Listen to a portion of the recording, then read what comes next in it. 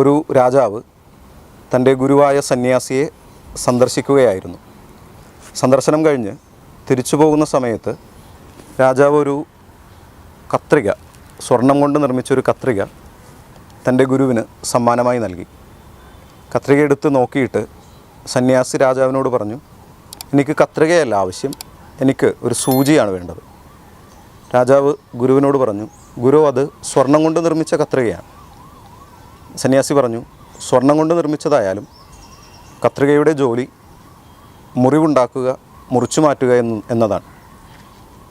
എന്നാൽ സൂചിയാകട്ടെ മുറിഞ്ഞിരിക്കുന്നവയെ പരസ്പരം കൂട്ടിച്ചേർക്കുന്ന ജോലിയാണ് ചെയ്യുന്നത്. അതുകൊണ്ടാണ് എനിക്ക് കത്രികയേക്കാൾ കൂടുതൽ ഇഷ്ടം സൂചിയാണ് എന്ന് ഞാൻ നിന്നോട് പറഞ്ഞത്. പ്രിയപ്പെട്ടവരെ, നമ്മുടെ ജീവിതത്തിലുണ്ടാകുന്ന രണ്ട് സാധ്യതകളാണ്. കത്രികകളാകാം, സൂചിയാവാം. പരസ്പരം മുറിഞ്ഞിരിക്കുന്നവയെ യോജിപ്പിക്കുവാനാണോ അല്ലെങ്കിൽ യോജിച്ചിരിക്കുന്നവയെ മുറിച്ചു മാറ്റുവാനാണോ നമ്മൾ പരിശ്രമിക്കുന്നത്? സൂചിയാവുക എന്നുള്ളതായിരിക്കട്ടെ നമ്മുടെ തിരഞ്ഞെടുപ്പ്.